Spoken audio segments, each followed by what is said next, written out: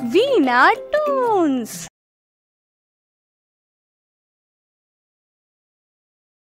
हरे भरे घने जंगल के बीच में 4 मित्र रहते थे। तारो नाम का एक राजसी बाघ, मिको नाम का एक शरारती बंदर, वीरा नाम की एक चतुर लोमड़ी और रीना नाम की एक तेज खरगोश। जंगल उनका खेल का मैदान था, हरियाली का एक विशाल विस्तार जहाँ वे आजादी से घूमते थे, हर नुक्कड़ हर कोने की खोज करते थे। तारो अपनी शाही धारियों और तीखी आंखों के साथ समूह का नेता था।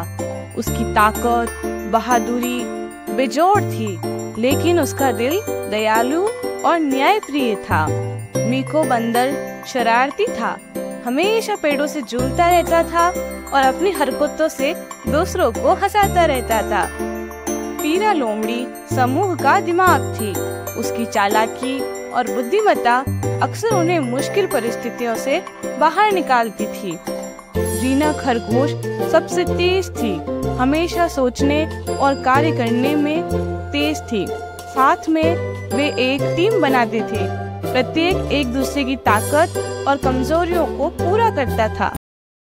एक धूप भरी सुबह जब दोस्त जगमगाते झरने के पास अपनी पसंदीदा जगह पर इकट्ठे हुए तो उन्होंने कुछ असामान्य देखा। एक विशाल पेड़ की छाल पर एक संदेश उकेरा गया था।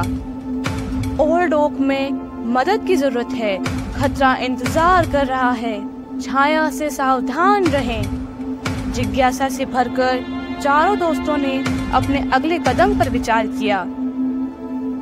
यहाँ एक जाल हो सकता है, वीरा ने चेतावनी दी। उसकी आंखें संदेह से सिकुड़ गई। या यह वास्तव में किसी मुसीबत में फंसा हुआ व्यक्ति हो सकता है? रीना ने जवाब दिया। उसका दयालु स्वभाव सामने आया। तारो ने हमेशा नेता की तरह अंतिम निर्णय लिया। हमें जांच करनी होगी, अगर कोई खतरा है तो हम उसका सामना एक साथ करेंगे। हमेशा रोमांच के लिए तैयार रहने वाला मिको एक पेड़ से नीचे उतरा और तारो के बगल में उतरा। तो फिर चलो, हम किसका इंतजार कर रहे हैं? ओल्ड ओक की यात्रा उत्साह और प्रत्याशा से भरी हुई थी। रास्ता खतरनाक था, घने झाड़ियों और बुदबुदाती धाराओं के बीच से होकर गुजरता था। जैसे जैसे वे जंगल में आगे बढ़ते गए, उन दोस्तों को कई चुनौतियों का सामना करना पड़ा।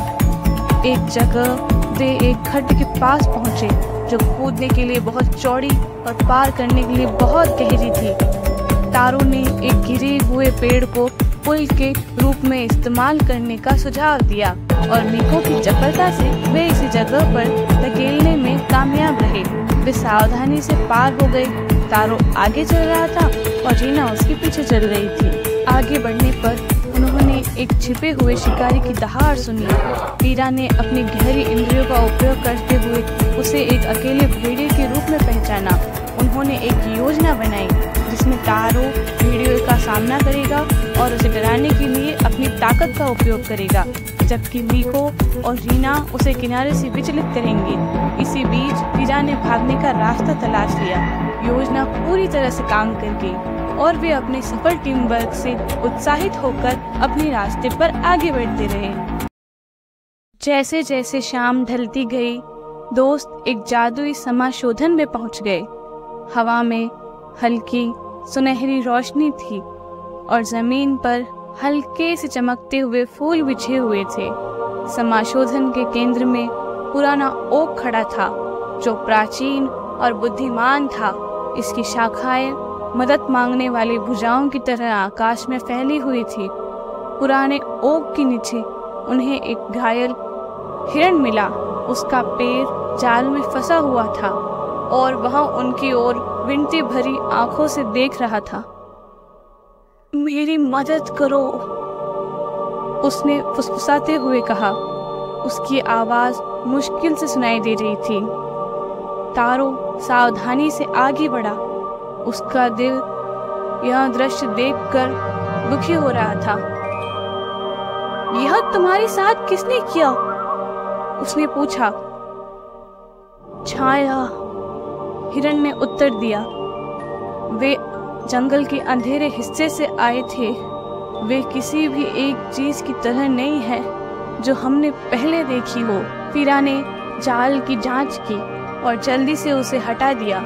रीना ने अपनी थैली से जड़ी बूटियां निकाली और हिरण के गांव की देखभाल की। हमेशा चीयरलिड रहने वाले मीको ने अपनी चंचल हरकतों से हिरण का ध्यान भटकाए रखा।